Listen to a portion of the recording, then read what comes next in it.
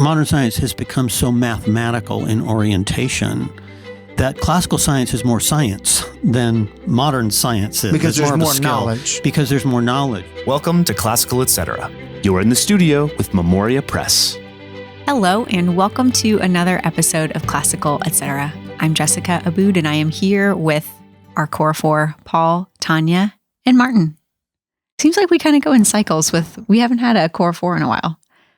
I missed the last one. Paul missed it. Martin's been traveling. I think, and when it's homeschool convention season, Yes. Mm-hmm. so I'm getting ready I'm going to do FPEA, THSC, and GHC Ontario. Oh, are you? Yeah, so I like that I one. need So we'll see people you to in a come month? see me. I need people to come see me. Yeah, we won't see you for a while, huh? You won't, but the homeschool market will, so come see me at our Just booth. send her off on the road. Yeah, we'll do what we want here. Martin will be at Ontario, Mhm. and you probably won't see him because he never comes to the booth. And you are a sought-after speaker. I have been to that conference with you, and everybody comes to the booth asking for you. Sometimes I don't even know that he's there.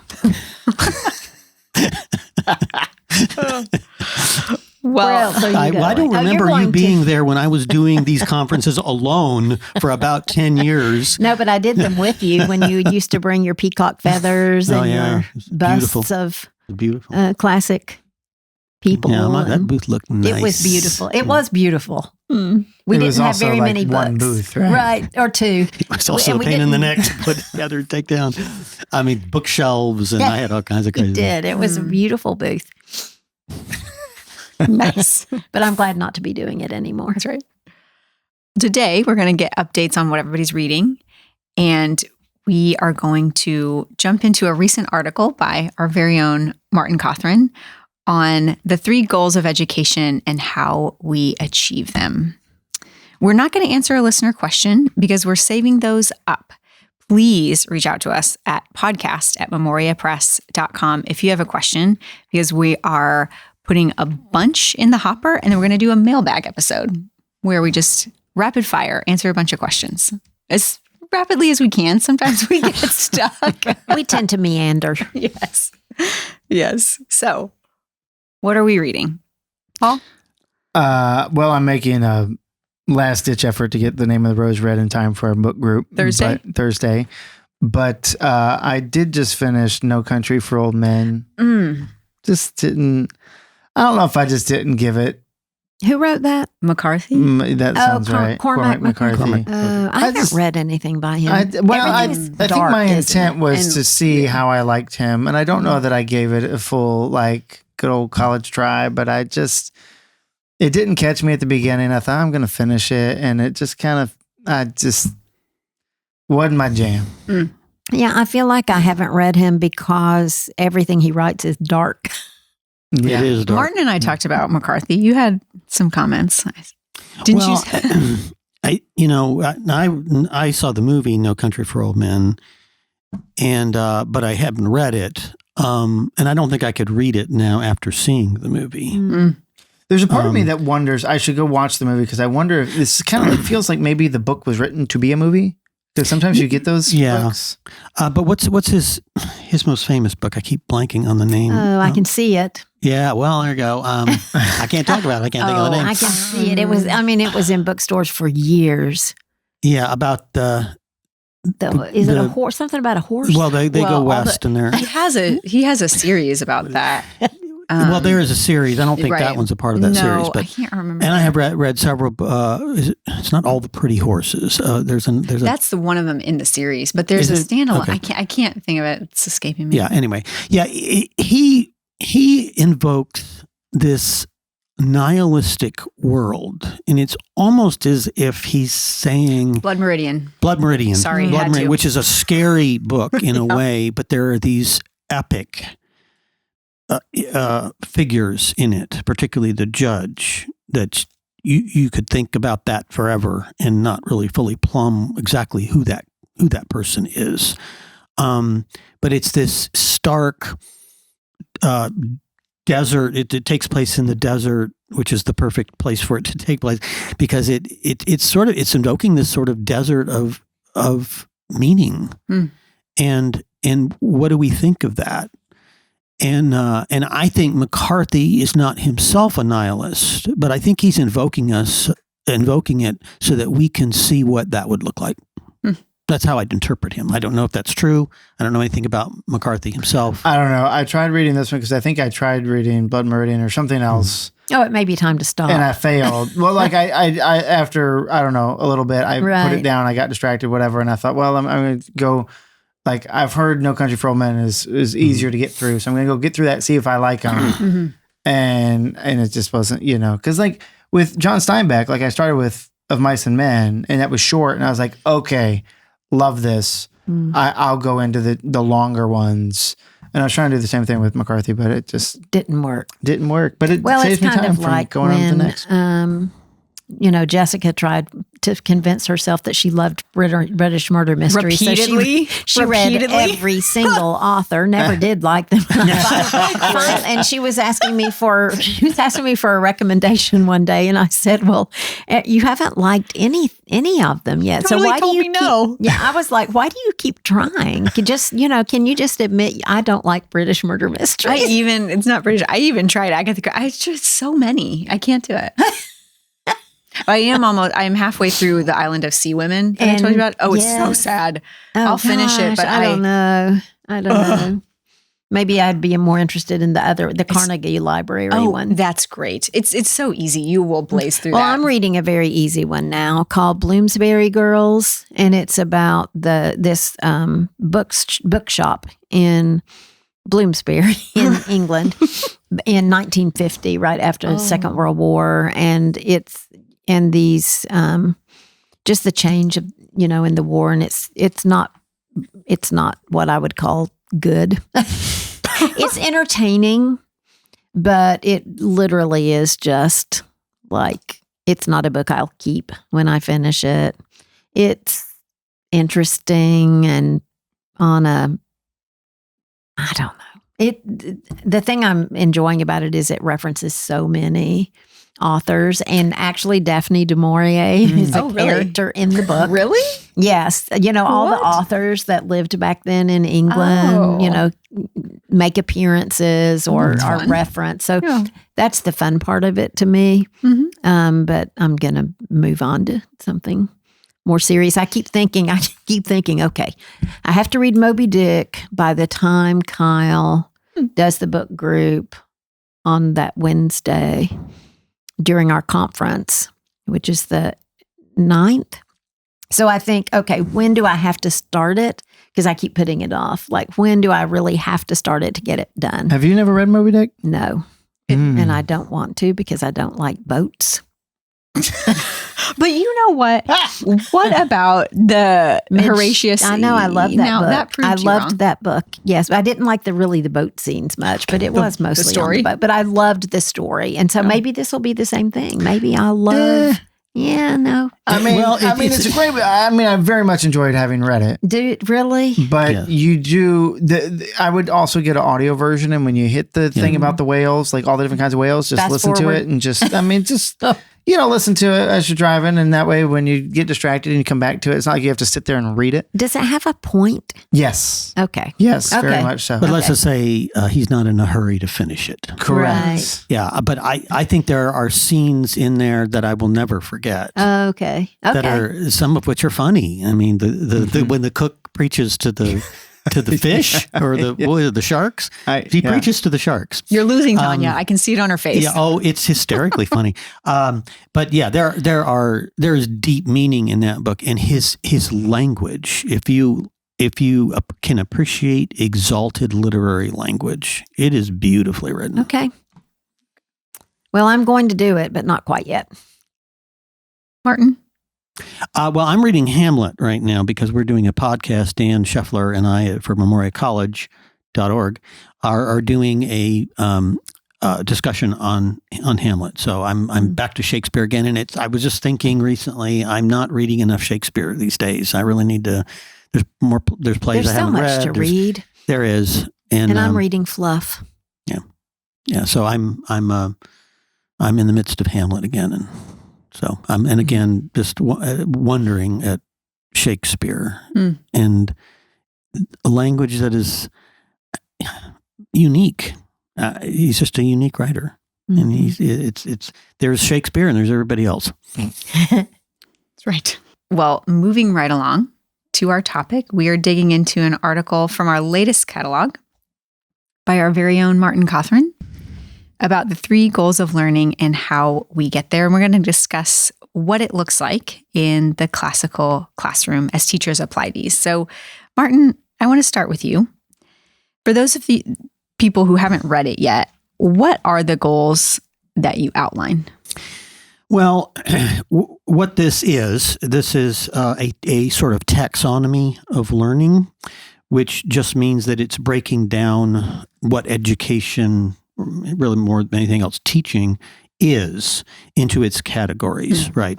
And these categories are this is there's a chart in the article, if people look that up online, that will show a chart, and this is from originally from Mortimer Adler's Paideia proposal, but it's widely used and referred to, and it's breaking down how you should teach given what you're teaching.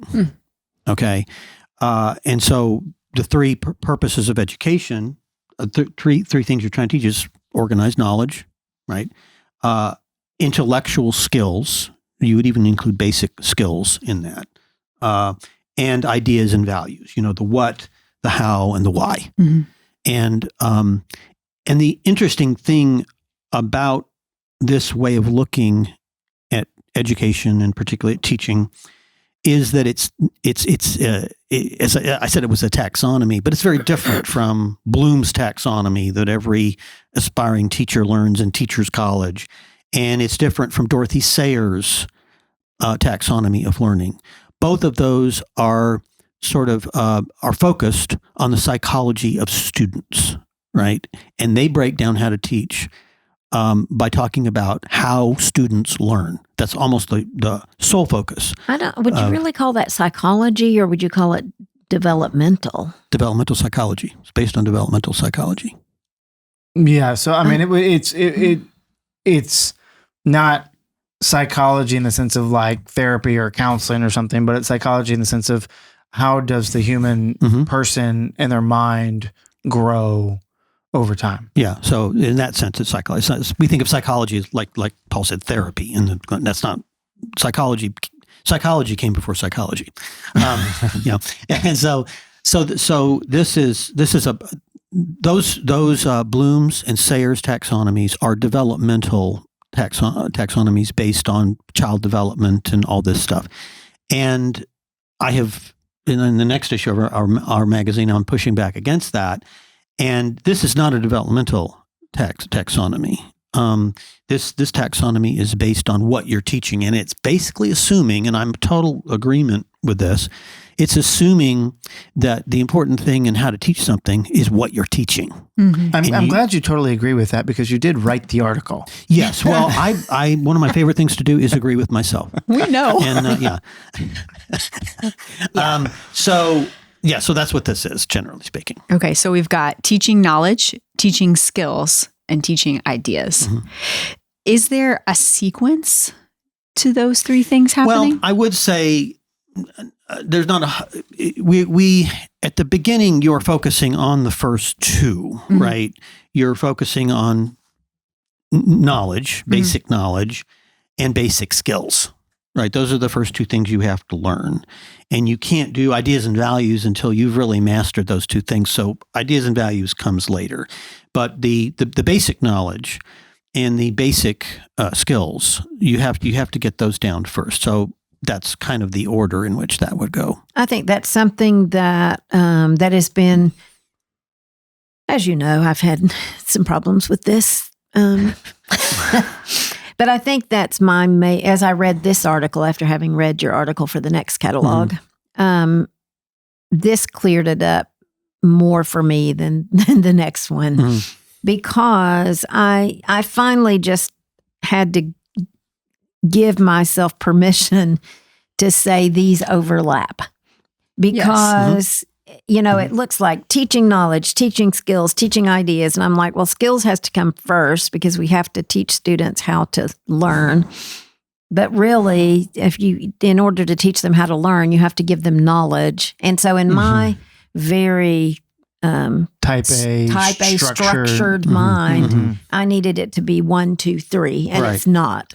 Well, they're interdependent. Yes, they are. Yes, they are. And I mean we've said this for years, right? Like when we say we teach the liberal arts in the traditional understanding are skills, but when you look at the liberal arts, each of those skills, grammar, logic, astronomy, they encompass a body of knowledge within them, right? And so you're mastering that skill as you're mastering that knowledge, right? And so there very possibly you could be using, I think we haven't really talked about it, but like when you're teaching knowledge, you're going to be more didactic, whether it's lecture or something else.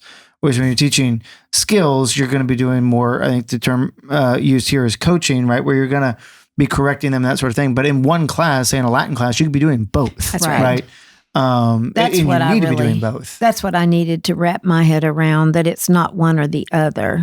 Because you can't have, it goes back to Aristotle's form and matter. They can't exist without the other, right? And so you can distinguish them. But you form can exist without matter, right? But matter can't exist without form.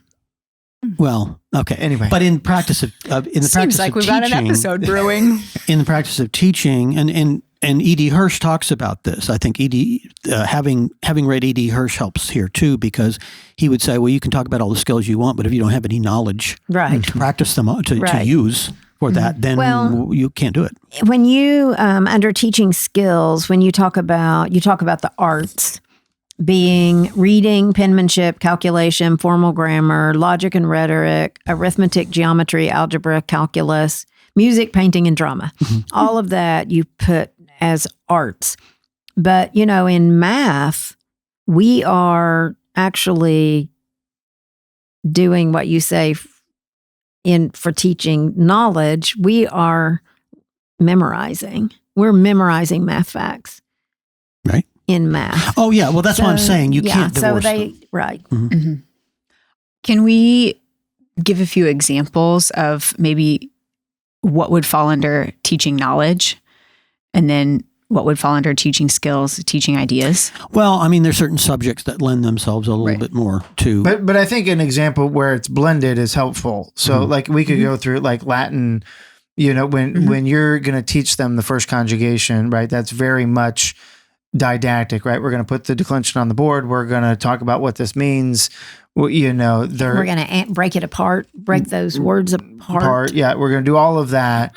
But then you're going to get to a point where, okay, now you need to master the skill of being able to use that declension. And so, then we get into, where there's actually probably a little bit of a mix, right? Because they're going to be copying that declension down, and that's going to still be more fairly didactic, right? This is what Martin says. So you got these various mnemonic activities that you'd be doing, but then when you go to start using that, right? When you want to say, of the table, right, or by the table, okay, what ending are you going to put on that? And that's where then the teacher's going to be shifting more into this coaching mode of like, okay, well, you said mensam, but mensam would be what case? Oh, it's the accusative. And the accusative case is used for what? Oh, it's used for the direct object case.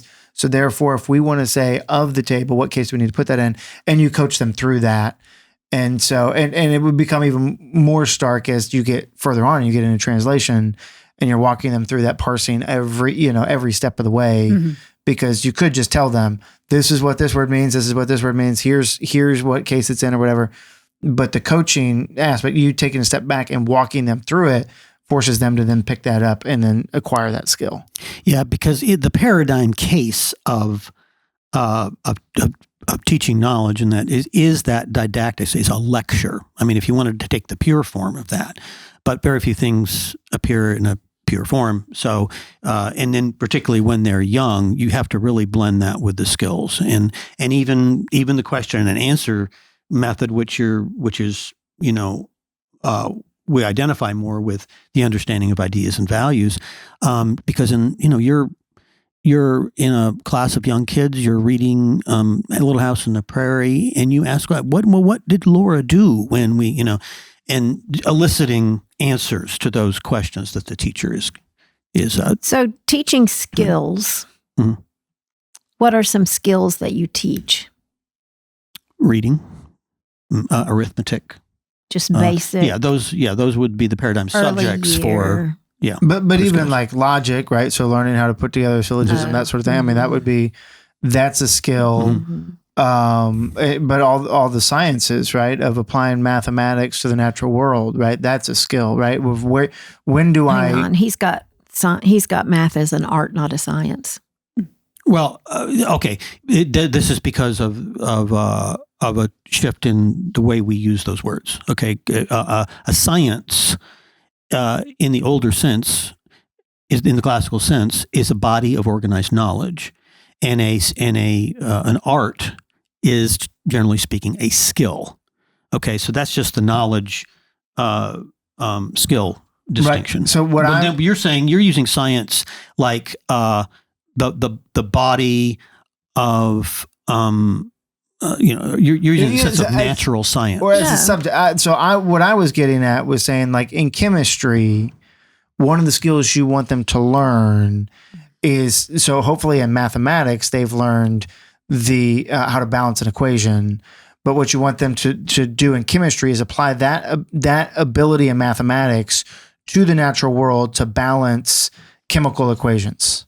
Right. And so our science, so when Martin says here that the natural sciences lend themselves well to the approach of didactic teaching, yes, that's when we're talking about learning the constellations or learning, the kinds of trees or insects, that's very didactic. Mm-hmm. But when we get into like high school level sciences today, we've really melded the mathematics into science, mm-hmm. right? And so we call it science. We call it, it's chemistry or it's physics or whatever. But there's a whole lot of mathematic work happening there, which is really where, like, yes, you're learning what a cell is, or you're learning what, the periodic table or something.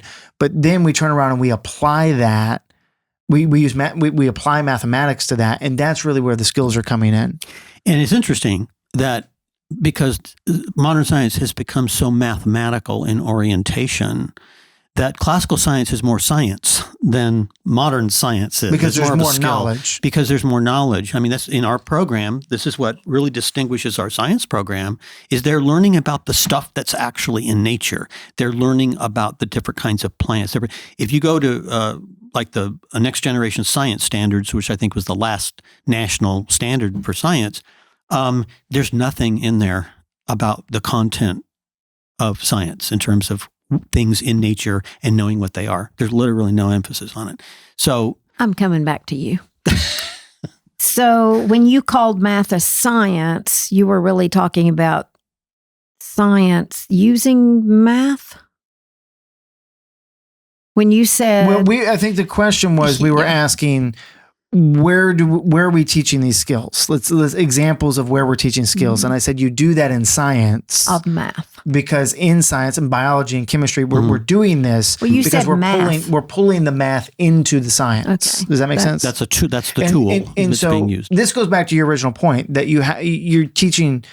You were like, I finally realized that you're doing both at the same time. Overlap.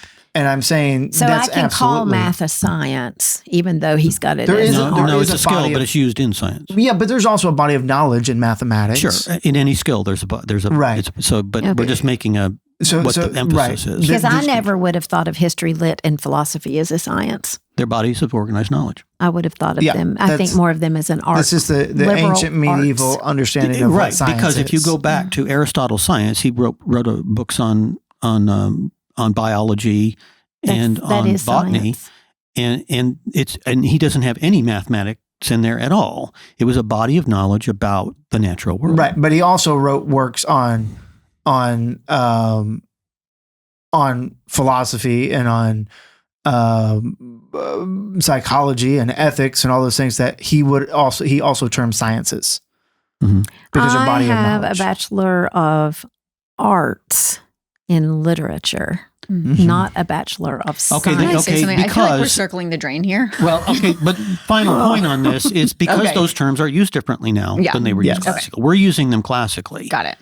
When you say modernly, yeah, I know. When you see Because I don't know how to use them classically. when you see arts and sciences on the side of that college building, they have no clue what those mean classically. Yeah.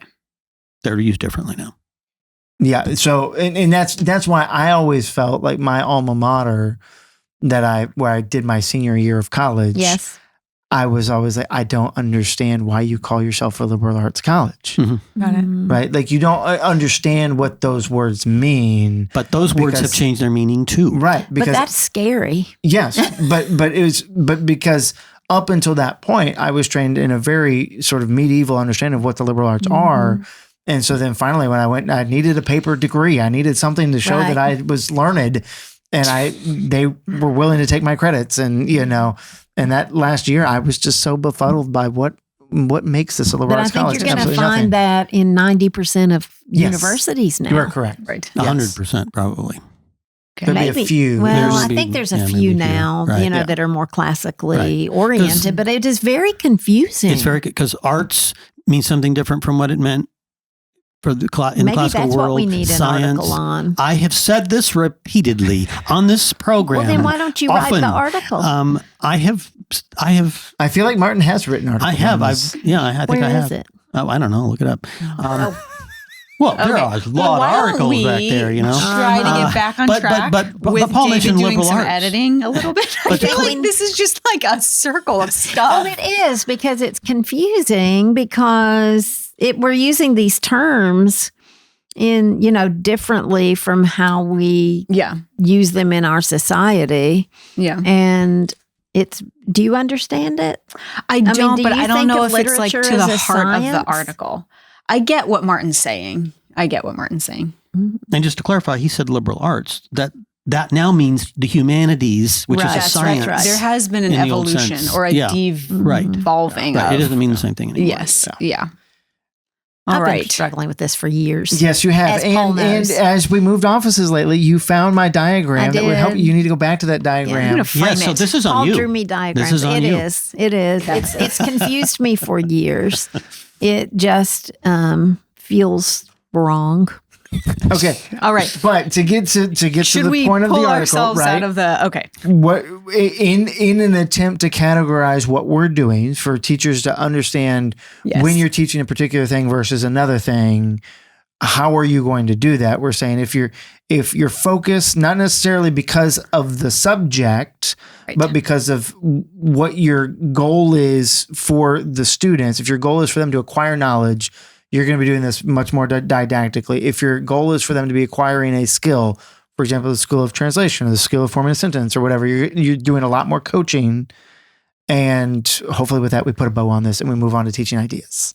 Well, I think it clears it up too, or it helps me that he says teaching knowledge is knowing what, knowledge what, teaching skill, knowing how. So is that how we learn? No, how you grasp to do it. This knowledge, because application is ideas. Okay, you learn your example. No, why? You learn your letter sound correspondences. That's knowledge in teaching reading. Right. But then you apply them. You go to the skill and of the how do you skill apply is those and blend them blending. together and all that sort of thing. And then the knowing why would be the ideas, which would really be mostly for older students, but there's still some why, there's some why in a simple level, especially in literature. Right. But yeah, that's right. Because like in our example of phonetics, students. Right, your why is like linguistic history, right? Like this is, which you're not going to do. But even with ideas and values, we start asking why very young. Yes. So then getting to the actual what the teacher's doing too. That one, I think it's a column in the newest issue, not a row, but with acquisition of knowledge, some kind of didactic instruction again is the kind of the paradigm case for that. with skills, it's coaching. If you're teaching math, then you might call the student up to the board to go through solving a problem. And then when he hits a point and he does something wrong, you stop him. Say, why did you do that? And he then thinks it through and then realizes probably that he did something. Why did it wrong? And then he does it right. That's coaching, right? And then with ideas and values, it's questions and answers. It's a more Socratic type of what we would call Socratic kind of questioning, where who in the model there, of course, is Plato, who is talking about Socrates and how he's drawing things out of his listeners to lead them to some conclusion that he wants them to come to. See. Tanya, you visit schools all over the country all the time. I can't believe you're going to ask me a question on this subject. You know I am. I would be curious to know, is there one of these methods that you see the least? Where do you find that people really want to grow in? Because you see classrooms all the time. I do, and it really does depend. Well, I mean, that is very broad because, different schools struggle with, and it's down to the individual teacher too. But I think what we see most of is the didactic instruction and intellectual coaching, because most of the schools that we visit are, they're high. I've been in many more primary and grammar school classrooms than I have upper school. I've been in upper school classrooms, but... Yeah, because when Tanya and I visit school together, I go to the upper school and Tanya goes to the lower school. That's right. So I do see, and this is done very well many times, but every now and then it's not. Do you the didactic. And the coaching. Do you see them, because what I tend to see... I mean, you have two extremes, right? In the upper school, you either have somebody who hasn't broken out of, or hasn't broken into the Socratic question and trying to teach the why, or you have sort of the opposite problem, which is that's all they want to do, and they don't worry about teaching the content at all, and there's still content and skills being learned in upper school, right? And I tend to see classical schools going more towards that latter one, where all they want to do is Socratic questioning and they don't want to teach content in the upper school.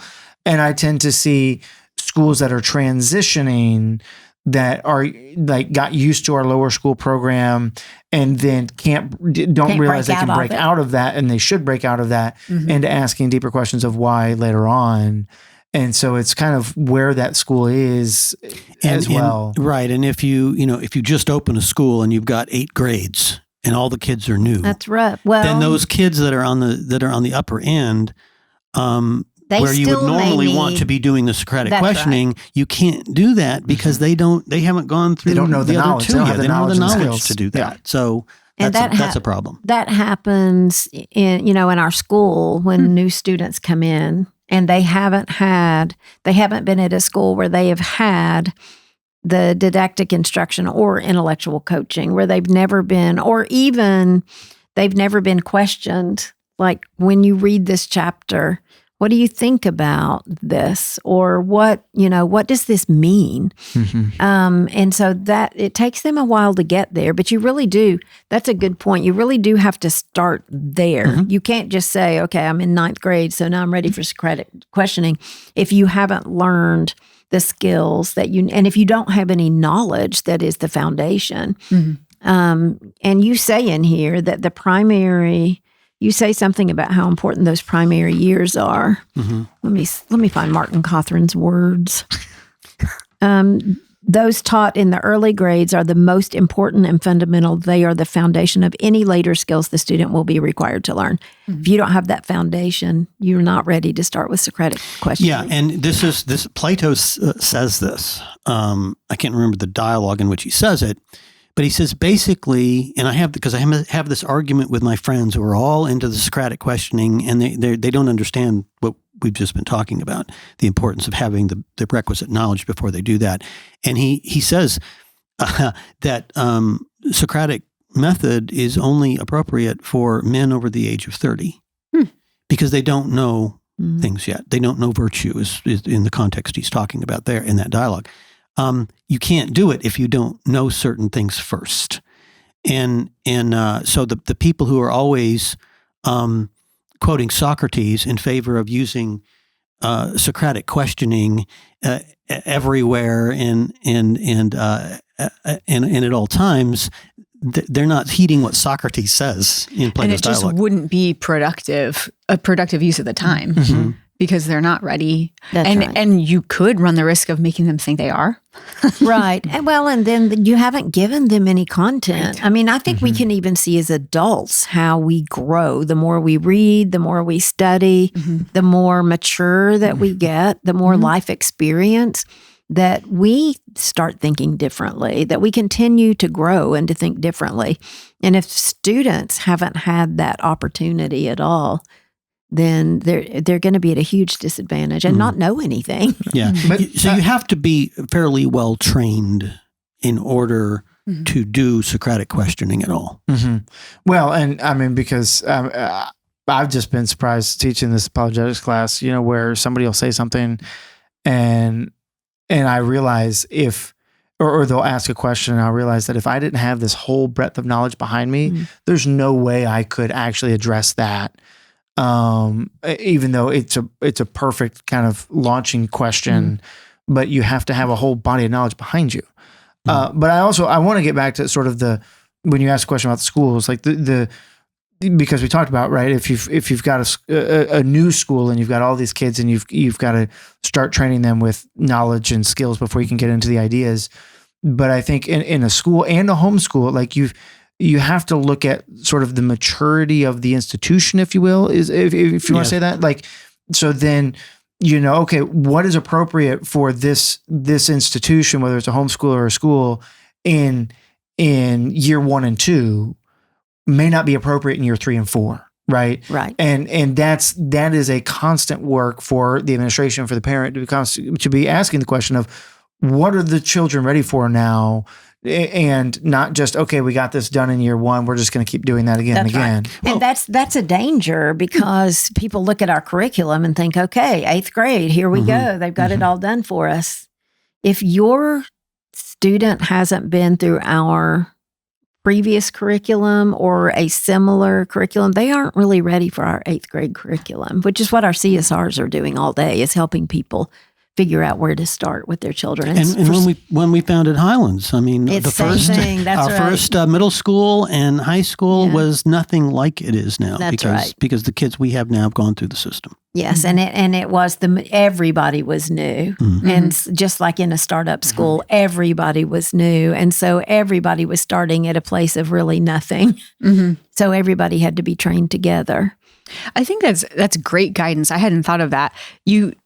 I think it's natural to think, okay, where's my individual student at? But then you have to broaden it and say, where's the cohort at? And they and are how do connected. We get these individual students there? And you can get them there. And but if you've trained your 8th grade teacher to say, the first couple of years, like, you need to focus on teaching them the content and help them with these basic skills that they need to learn.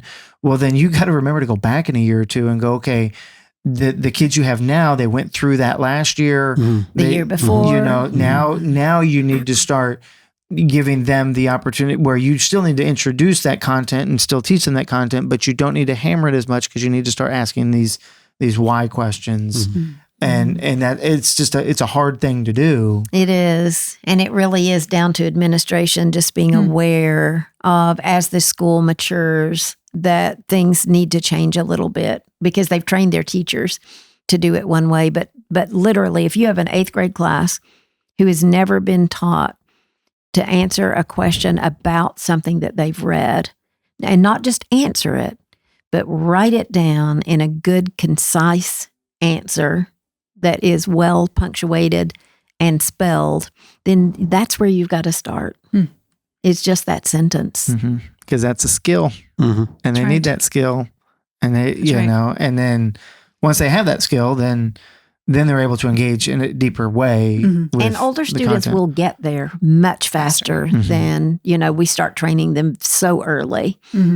But older students can figure that out. I know that from teaching. that, you know, my new students could come along very quickly. Mm-hmm. And they wanted to, because the majority of the class was doing something that they felt like they couldn't do. And they wanted to be there with them. Mm-hmm. This was lively. I learned a lot. It's not my favorite subject. Absolutely clear to everybody now.